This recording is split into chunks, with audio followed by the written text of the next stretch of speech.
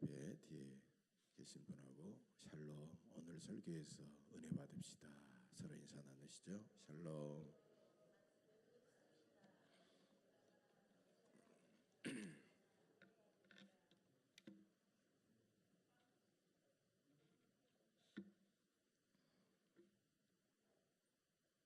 오늘은 우리 교단 전국교회가 함께 지키는 여신도의 주일입니다. 전국에 흩어져 있는 12만 여신도 회원들이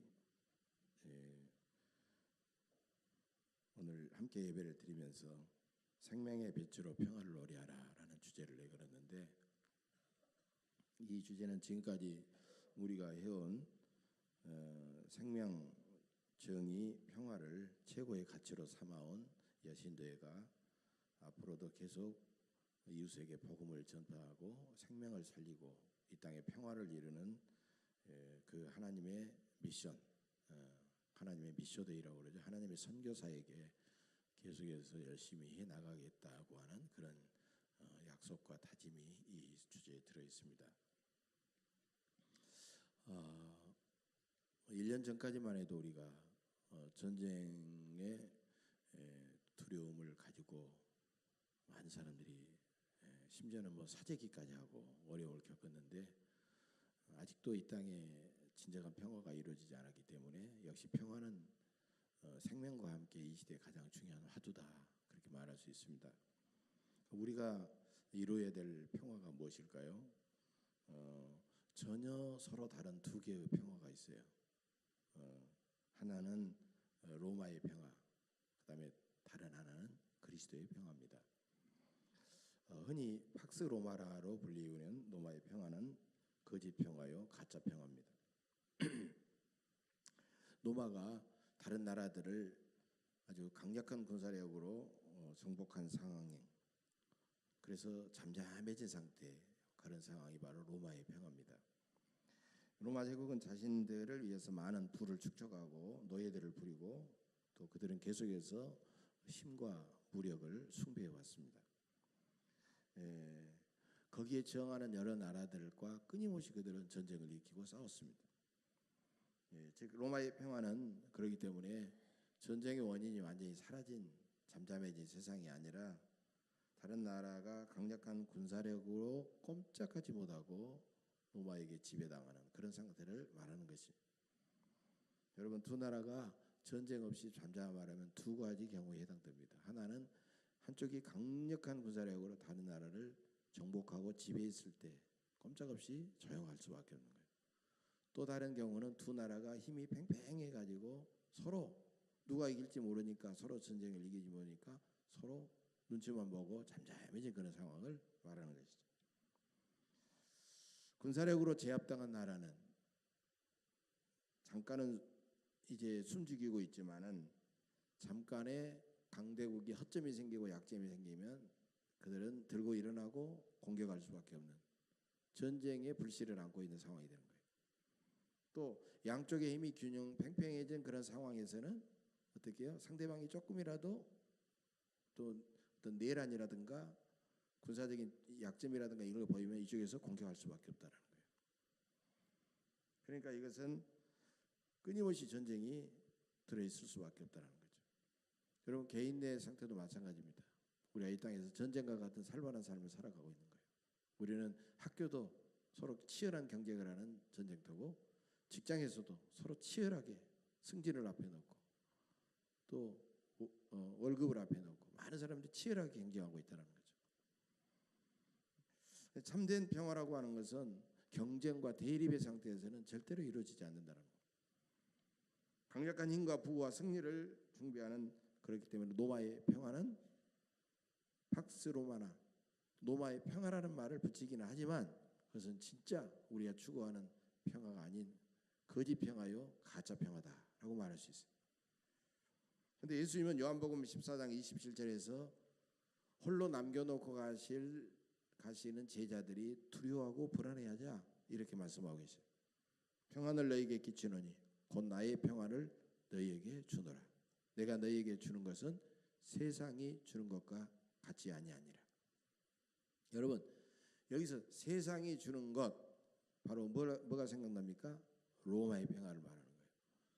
세상에서는 경쟁을 통해서 부를 축적하고 힘이 있고 이렇게 돼 가지고 너희에게 진정한 평화를 주지 않는다라는 것을 말하고 있는 거예요. 여기서 말하는 예수님의 이 평안이라고 하는 것은 평안을 너희에게 주노라. 평안은요, 이 팍스 헬라어로 바로 이것은 우리가 사용하고 있는 평화, 화평, 평안, 평강 대부분 같은 말이에요. 같은 원어인데 어떤 문장에서 어떤 것에서 쓰여지냐에 따라서 이렇게 다르게 번역이 되고 있을 뿐이다라는 거예요. 우리가 생각하는 평화입니다, 결국. 그래서 예수님은 이 로마, 팍스 로마라, 로마의 평화에 반대되는 로마의 평화와는 전혀 다른 새로운 평화의 모델을 제시하셨는데 이 평화가 바로 팍스 크리스티, 즉 그리스도의 평화다라는 것입니다. 로마의 평화는 강력한 힘과 무력을 추구하지만 그리스도의 평화는 사랑과 정의와 희생을 추구합니다. 그리스도의 평화는 로마의 평화처럼 침략하고 억압하고 지배하지 않고 낮아지고 섬기고 희생합니다. 그리스도의 평화는 서로 편을 가리지 않고 나와 다른 사람을 차별하거나 멸시하지 않습니다. 그리스도의 평화는 내 생각을 다른 사람들에게 일방적으로 강요하지 않습니다. 그리스도의 평화는 서로의 다른 점을 인정하고 받아들입니다. 오늘 구약의 본문 시편은요, 이런 평화가 이루어지는 참으로 아름다운 세상을 이렇게 노래하고 있습니다. 오늘은 이 개정판에서 읽었기 때문에 좀 세번역 성경으로 새롭게 다시 한번 읽어보겠습니다. 주님의 한결같은 사랑은 하늘에 닿아 있고 주님의 미쁘심은 구름에 닿아 있습니다. 주의 의로우심은 우람한 산줄기와도 같고 주의 공평하심은 깊고 깊은 시면과도 같습니다. 주님은 사람을 구하듯이 짐승도 구하여 주십니다. 하나님, 주의 한결같은 사랑은 어찌 그리 값집니까? 사람들이 주의 날개 그늘 아래로 피하여 숨습니다. 주의 집에 있는 기름진 것으로 그들을 배불리 먹이시고 주의 시내에서 단물을 마시게 하시니 주께는 생명의 샘이 있습니다. 우리는 주의 빛을 받아 환히 열린 미래를 바라봅니다. 너무너무 아름다운 시죠. 그런데 오늘 본문 5절에 보면 여기서는 한결같은 사랑이라는 표현으로 바꾸고 있어요. 그래서 5절에서는 사랑을 찬양하고 있어요. 그리고 6절에 와보면 하나님의 정의, 공의를 찬양하고 있다는 겁니다. 그러니까 하나님의 사랑과 공의는 사람은 물론 짐승까지도 똑같이 구원해내시고 돌봐주신다는 겁니다. 그 정도로 하나님의 사랑과 공의는 크고 넓고 길고 깊으시다라는 것입니다. 이처럼 하나님의 생명의 원천에서 솟아나는 생수는 바로 하나님의 사랑과 정의라는 겁니다. 그래서 하나님의 사랑과 정의의 빛 안에 사는 사람은 환하게 열린 하나님이 이루어 주시는 평화의 세상을 바라보고 살아가는 겁니다. 이러한 사람은 참된 예배자로서 그리스도의 평화를 끊임없이 기도하며 추구합니다. 이러한 사람은 약육강식, 승자 독식, 패권주의 세상의 가치와 질서를 단호하게 거부해버립니다. 이러한 사람은 자기가 가진 것을 꾹 움켜쥐고 있기보다는 예수님처럼 나눠주고 올라서기보다는 낮아지고 남을 지배하기보다는 겸손히 섬기면서 살아가게 됩니다. 예수님이 말씀하신 신약 본문은 바로 마태복음 5장 9절의 말씀입니다. 화평하게 하는 자는 복이 있나니 그들이 하나님의 아들이라 일컬음을 받을 것입니다. 세 번역에 보니까 평화를 만드는 자는 복이 있도다. 그들이 하나님의 자녀라고 부를 것이다 라는 그런 표현으로 바꿔졌어요. 여러분, 여기서 화평하게 하는 자, 바로 평화를 만드는 자입니다. 피스메이커, 피스 평화, 메이커, 만드는 자. 여러분, 우리가 어떻게 하면 평화를 만드는 사람이 될 수 있을까요? 이 땅에 그리스도인들이 평화를 만드는 자로 살아가고 있는데 과연 우리는 평화를 만드는 자로 살아가고 있느냐라는 겁니다. 우리는 오히려 사회 속에서 가정과 직장 속에서 갈등을 일으키는 존재는 아닌지, 우리가 평화를 만들기 위해서는 어떻게 살아야 될 것인지, 평화를 만들기 위해서 저는 세 가지를 크게 강조하고 싶습니다. 첫째로, 평화를 만들려면 서로 차별하고 멸시하고 배척하지 않고 예수님처럼 끊임없이 공감하고 환대하고 포용해야 된다. 여러분, 예수님은 마태복음 11장 28절에서 수고하고 무거운 짐진 자들아 다 내게로 오라, 내가 너희를 쉬게 하리라고 말씀하셨어요. 예수님은 모든 사람에게 열린 마음으로 그들을 다 초청하고 계십니다. 예수님은 몇 사람을 고르고 차별하고 그래서 누구는 부르고 누구는 부르지 않고 이러지 않았다는 겁니다. 의인만 부르지 않고 죄인들을 부르셨습니다. 주인만 부르지 않고 노예와 종들도 부르셨습니다. 남성들만이 아니라 여성들도 부르셨습니다. 어른들만이 아니라 어린아이도 부르셨습니다. 건강한 사람만이 아니라 병자와 장애인도 부르셨습니다. 유대인들만이 아니라 이방인들도 부르셨습니다. 그야말로 빈부, 귀천, 남녀노소 누구든지 가리지 않고 차별하지 않고 멸시하지 않고 배척하지 않고 깊이 공감하고 환대하고 그들을 포용하셨습니다. 예수님은 그렇게 함으로써 모든 장벽을 완전히 허무셨고 실패하고 상처받은 사람들을 격려해 주셨고 상처와 열등감을 가진 사람도 예수님은 치유해 주셨습니다. 흔히 많은 사람들이 진보, 보수 뭐 이런 말을 씁니다. 그 사람은 진보적이야, 그 사람은 보수야. 우리 사회 속에서도 어떤 정치적인 지평 속에서 진보와 보수를 가르고 그렇게 평가를 하게 됩니다. 진보와 보수라고 하는 것은 정치, 경제, 사회, 교육, 문화의 문제를 내가 어떻게 바라보느냐는 그런 관점, 또 요즘에는 뭐 신문에서 스탠스라는 말을 많이 쓰는데 그런 말로 표현하는 거예요. 내가 어떤 입장에 서서, 내가 어떤 위치에 서서 그것을 바라보느냐라고 그렇게 말하는 겁니다. 그러나 진보와 보수는 그런 것으로 바라보는 것이 아니라 내가 내 곁에 선 사람을 어떻게 바라보느냐로 우리는 평가해야 된다는 겁니다. 보수는 다른 사람을 차별하고 멸시하고 배척해버리지만 진보는 다른 사람과 공감하고 환대하고 포용하는 사람입니다. 보수는 자기 입장을 딱 그것이 지키려고 다른 입장을 굳게 지키고 그래서 다른 사람에게 강요하지만 진보는 자기 입장이 분명할지라도 그 입장은 입장이지만 다른 사람의 말을 경청하고 그 사람의 말을 받아들이게 되는 것입니다. 그런 점에서 여러분은 보수입니까? 진보입니까? 귀가 닫혀 있습니까? 귀가 열려 있습니까? 내 생각만 절대적으로 옳다고 보십니까? 다른 사람의 생각도 옳을 수 있다고 생각하십니까? 남들과 끊임없이 내 기준만, 내가 변화되지 않고 내 중심만 잡고 남들과 끊임없이 날카로운 논쟁을 벌이십니까? 아니면 남들의 말을 경청하면서 끊임없이 생산적인 토론을 하고 계십니까? 여러분, 그런 보수적인 자세를 가지고는 평화를 이룰 수가 없습니다. 내 기준으로 남의 생각이 이것은 잘못된 것이기 때문에 바로잡아줘야 되기 때문에 평화를 줄 수 없다는 겁니다. 내 생각과 다른 남의 생각은 틀린 생각이 아니라 그저 나와 다른 생각일 뿐입니다. 이것을 인정할 때만 평화는 이루어지게 되는 것입니다. 다양성을 무시하는 획일화된 그런 사회는 개인의 자유와 창의성과 개성을 무시하는 불행한 세상일 수밖에 없습니다.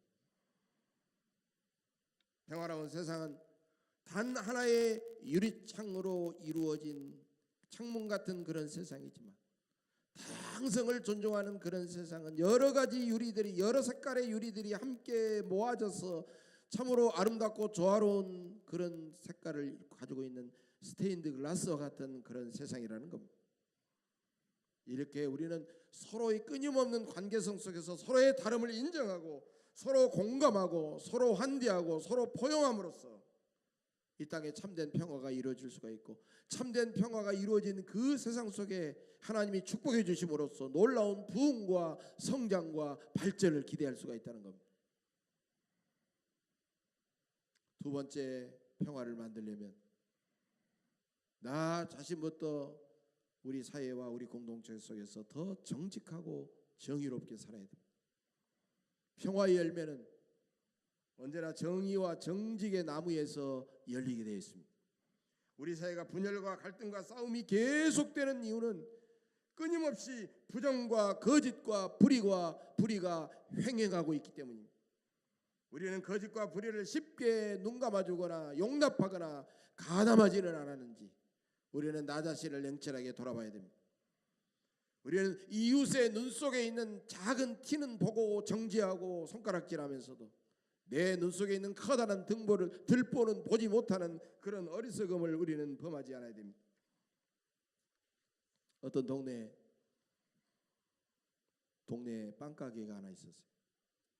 빵을 만들어서 팔았습니다. 그 빵가게 주인은 버터를 친하지는 않지만 자기 그때 친구가 운영하는 농장에서 버터를 사다가 썼습니다. 빵을 만들었습니다. 근데 어느 날 이렇게 자주 버터를 이렇게 해보면 알잖아요. 1파운드 버터인데 1파운드가 되지 않아 가지고 저울에 이렇게 재보니까요 1파운드가 되지 않은 거예요. 깜짝 놀랐습니다. 아니 이럴 수가 있나. 친구네 나를 이렇게 배반할 수가 있나. 화가 나가지고 고발을 하게 됐습니다. 고소를 하게 됐어요. 재판까지 열리게 됐습니다. 재판장 주인은 농장 주인에게 당신 왜 1파운드 버터를 거래하기로 약속했으면 해야지 왜 버터의 양을 속였느냐고 버터의 양을 줄였느냐고 그렇게 물었습니다. 그러자 농장 주인은 저는 버터의 양이 부족한 줄을 전혀 생각하지 못했습니다. 저는 항상 저 친구의 빵가게에서 저 친구가 만든 1파운드 빵을 가져다가 그 빵의 무게를 한쪽에다 놓고 그 다음에 제가 만든 버터를 꼭 이렇게 재가지고 1파운드 그 빵의 버터를 맞췄습니다. 그렇게 말하는 거예요. 그 말을 하자 빵집 주인은 얼굴이 홍당무처럼 빨개졌습니다. 알고 보니까 버터의 양이 줄어진 이유는 일부러 줄인 것이 아니라 그 친구가 밀가루를 아끼고 더 많은 이윤을 남기기 위해서 평소 만들던 2파운드 빵보다 훨씬 적게 만들었기 때문에 그 친구의 버터 양도 줄어들었다는 사실입니다. 우리 사회의 많은 부정과 불의와 거짓의 원인은 바로 내가 만들지 않았는지 내가 그런 것을 내가 스스로 만드는 그런 내가 원인이 아닌지 우리는 나 자신을 성찰해야 됩니다. 정의가 무너져 버리면 원망이 생기고 비판이 가하고 갈등이 생기면서 평화는 깨질 수밖에 없는 것입니다. 나 자신부터 더욱더 정직하고 정의롭게 살아갈 때 우리 시대에는 이 사회 속에는 평화의 열매가 맺혀지게 될 줄로 믿습니다. 세 번째로 평화를 만들려면 남을 먼저 대접하고 겸손히 섬겨야 됩니다. 예수님은 마태복음 7장 12절에서 그러므로 무엇이든지 남에게 대접을 받고자 하는 대로 너희도 남을 대접하라. 이것이 선지자요 율법이요 선지자지라고 말씀하고 있어요. 여러분 이 세상에서 왜 싸움이 일어날까요?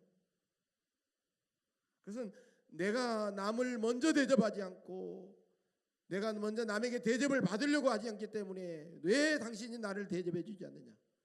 그러면서 서로 공격하면서 싸움이 일어나게 되는 것입니다. 자기가 먼저 남에게 대접을 받으려고 하기 때문에 싸움이 일어나는 겁니다. 내가 남을 대접해 버리면 그 사람이 남을 공격할 이유가 없고 남을 나에게 원망할 이유가 없기 때문에 싸움도 일어나지 않는 겁니다.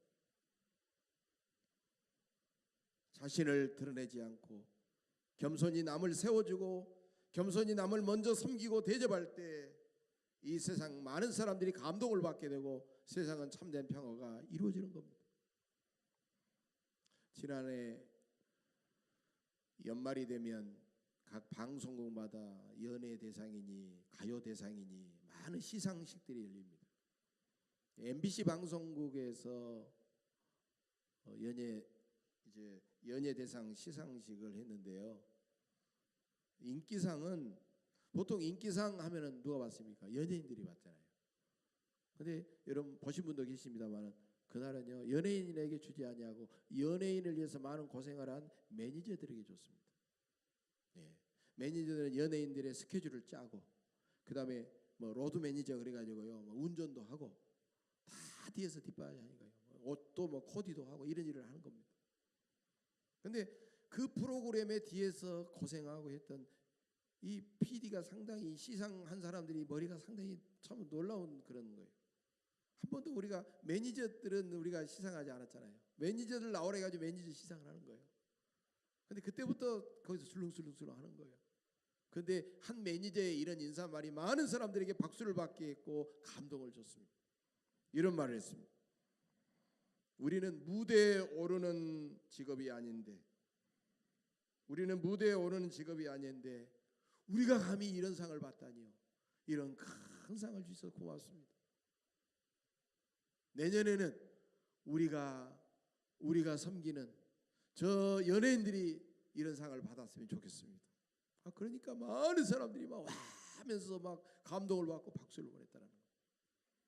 여러분, 내가 먼저 대접을 받는 것이 아니라 다른 사람을 세워주고 다른 사람을 참으로 높이고 대접할 때 우리 사회는 큰 감동이 일어나는 겁니다. 히말라야 산맥 등반대원들을 도와주는 네팔 사람들을 가리켜 셰르파 그렇게 말합니다. 이 셰르파라는 말은 히말라야 산맥에 지금 나오고 있죠. 히말라야 산맥에 가장 높은 8,848m 에베레스트 산을 가장 먼저 인류 역사상 가장 먼저 정복했던 1953년도에 정복했던 힐러리 경에 의해서 셰르파의 존재가 세상에 알려졌습니다. 힐러리 경이 에베레스트 산 정상에 먼저 이제 거의 접근했는데 텐진 노르가이는 셰르파로서 그의 앞길을 그의 루트를 개척하게 해서 그 치열한 눈보라 속에서 먼저 가게 됩니다. 그리고 앞에서 간 다음에 끌어줘야만 올 수 있기 때문에 그래서 정상에 거의 바로 밑에까지 30분 먼저 도착을 하게 됐어요.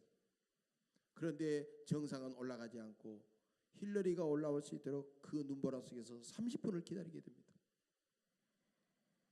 그리고 30분을 기다렸다가 힐러리가 도착하게 되자 당신이 먼저 정복하라고 그렇게 길을 열어줍니다.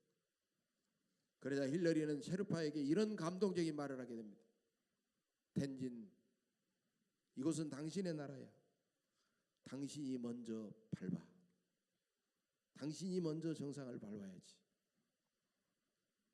그런데 나중에 보니까 셰르파의 사진만 많고 힐러리 경의 사진은 몇 장이 되질 않았습니다. 그것은 셰르파는 사진을 찍을 줄 몰랐고 바로 힐러리 경은 사진을 찍을 줄 알았기 때문이었습니다. 한 신문기사가 이상해서 누가 먼저 정상을 밟았느냐고 그렇게 물었습니다. 그러자 두 사람은 서로 아무 말도 하지 않고 미소만 지었습니다. 여러분, 산 정상을 누가 먼저 가서 밟고 나중에 밟고 그게 뭐 중요하겠습니까? 함께 고생하고 함께 서로를 섬기고 함께 서로 먼저 밟으라고 서로 올려주고 함께 올랐다는 사실이 중요한 사실이 아니겠습니까? 그 후에도 힐러리는 남극점 도달과 함께 히말라야 10개의 봉우리 등전 기록을 세웠습니다. 힐러리는 자기와 동행한 텐진 노르가이를 빼놓고서 에베레스트 산 첫 등반가라는 그 명예를 그는 과감하게 거부했고 1962년 히말라야 기금을 만들어서 해마다 히말라야 셰르파 마을을 찾아가지고 학교와 교회와 병원을 세우면서 그들을 말없이 섬겨왔습니다. 1975년 힐러리 경은 네팔에서 병원을 세우고 있는 동안에 그의 아내와 딸이 비행기 추락사고로 세상을 떠나게 됩니다. 그런 엄청난 고통과 충격을 안고 있으면서도 그는 무려 120번 이상을 네팔을 방문해서 그들을 섬겨왔던 것입니다. 그분은 생존 인물로는 최초로 뉴질랜드 집회에 얼굴이 새겨진 국민 영웅이었고 2008년 1월에 세상을 떠나자 뉴질랜드 국민은 어느 한 사람 빼놓지 않고 위대한 뉴질랜드인이 우리 곁을 떠났다 하면서 그분의 죽음을 슬퍼하면서 그분을 추모했습니다. 놀라운 사실은 힐러리와 텐진의 인연은 50년 이후에도 이어져서 힐러리의 아들 피터와 텐진 노르가이의 아들 자물라는 한 조가 되어서 또다시 에베레스트 산 정복을 정복하게 되었습니다. 참으로 영화 같은 이런 이야기를 통해서 우리가 에드먼드 힐러리 경을 진정으로 존경하는 이유는 그가 인류 최초로 지구상의 가장 높은 저 에베레스트 산을 정복했다는 그 사실이 중요한 게 아니었어요.